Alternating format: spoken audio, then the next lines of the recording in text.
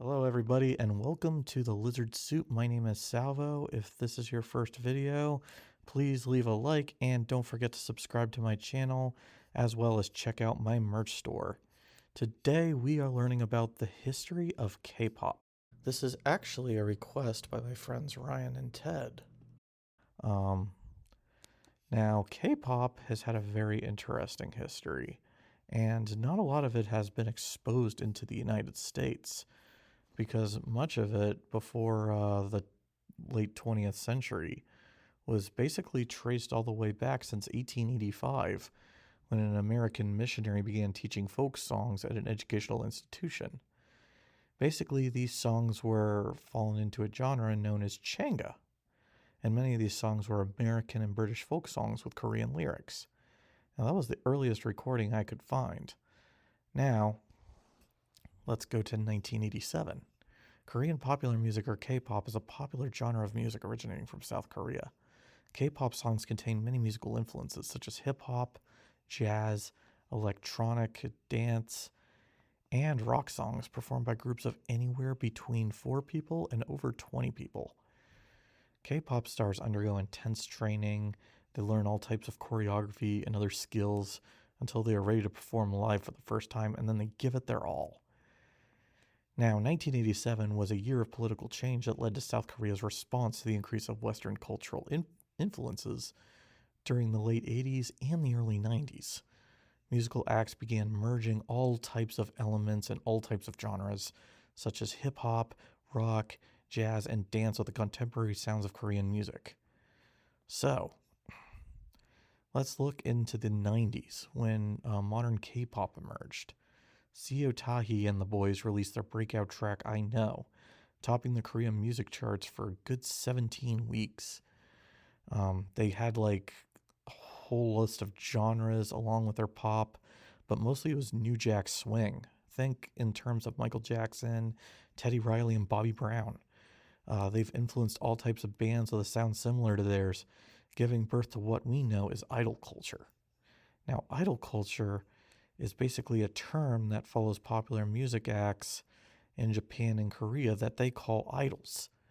So after their success, there were so many entertainment agencies beginning to recruit more of these young performers to fill in the demand for more talent. So just kind of think, of like the Backstreet Boys, NSYNC, uh, Britney Spears too. Like, you know how hard record executives were trying to like push these young teen idols in front of these audiences. And then we had like Destiny's Child, Beyonce, Justin Timberlake, Justin Bieber. The list goes on. It's absolutely crazy. And my exposure to K-pop personally began with around 2008 or 2009 with this group known as Girls' Generation. Now, they could have been the next big thing, I feel like. Like the Spice Girls, they had a lot of potential. And, if they had more exposure in the West, they could have been like a guilty pleasure to a lot of audiences. Their sound was cool and had some great songs like The Boys and G. The Boys also had a version that had a guest appearance by Snoop Dogg. Really? Snoop Dogg? The guy is everywhere. Come on, Snoop Dogg. You're doing Corona commercials. You were in a Big Time Rush song once. God. Now, I'm. Anyway, then in 2012, we had another K pop artist who hadn't made his way to Western audiences with this big hit, Gangnam Style. This song was the very first song to hit 1 billion views on YouTube, which back then was actually a milestone. Nobody has actually hit 1 billion views before. But nowadays, hitting 1 billion views on YouTube isn't as much of a surprise since Gangnam Style has already done it. I think the next song to do it was, I believe, Despacito. I could be wrong. But anyway, Gangnam Style was everywhere. It was a popular phenomenon. It was a very memeable song. MC Hammer actually did a remix with Psy for Too Legit to Quit an award show. Then he followed that up with another new song called Gentleman in 2013. And the song did well, but it didn't have as much of an appeal or as many views as Gangnam Style. But then, after the But then after Gentleman, he decided he needed to come up with something else. He needed to make himself more relevant, so he needed to get himself a feature. So, in response to Gentleman's poor views and poor reception, he followed that up with, oh, come on. Come on. All right, and then he just kind of faded into obscurity, but had some successful songs here and there onward. And now for the fun part. So, although Psy has left a consistent impact in North American history with Gangnam Style, and, he's made a couple of fun songs since then, no other artist has had the impact that this K-pop group has had.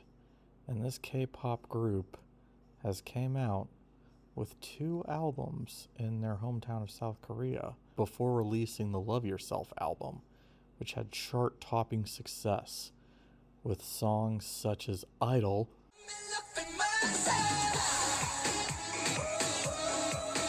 continuing to chart internationally, breaking records, selling out all types of tours, and releasing their first English language single, Dynamite, as well as Butter, which both topped the Billboard charts upon their releases.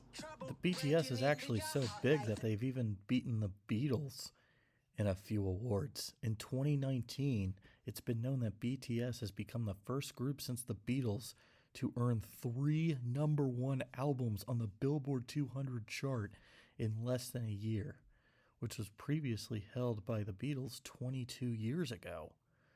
Absolutely insane. And there's been a few other records that have been beaten by BTS. And what's crazy is that I found that on Wikipedia that some of their songs are also translated in Japanese. So not only are they reaching the American market, but they're also reaching the Japanese market as well. Ever since they formed in 2017, they were the first in their genre to perform at the American Music Awards, an achievement that introduced them to millions of viewers. And that's exactly how they reached the Western world. Psy never got his exposure that way. Just releasing a silly song that everybody enjoyed and made everybody smile, and even I loved it. And I use silly lightly because, it was a good song. It was silly, but it was good. It was a good silly. And after all the exposure BTS got, it's only a matter of time before what we see from the K-pop industry and what impact it'll have on Western audiences now. As the group's record label, Byte Music, said in October that all 7 members will serve their mandatory military service. They may reconvene as a group around 2025. But who knows how much of an impact they would have after they make their comeback, as all the members will be a little bit older now. Because let's face it, all the pop labels, they're looking for somebody younger. They're looking for younger groups, younger exposure, and high school and college age people to just eat it up. And that, my friends, is how the industry works. Whether it's TikTok, social media, or just the music we listen to every day. These are the people that eat this stuff up. This is the Lizard Soup, and this is my video on K-pop.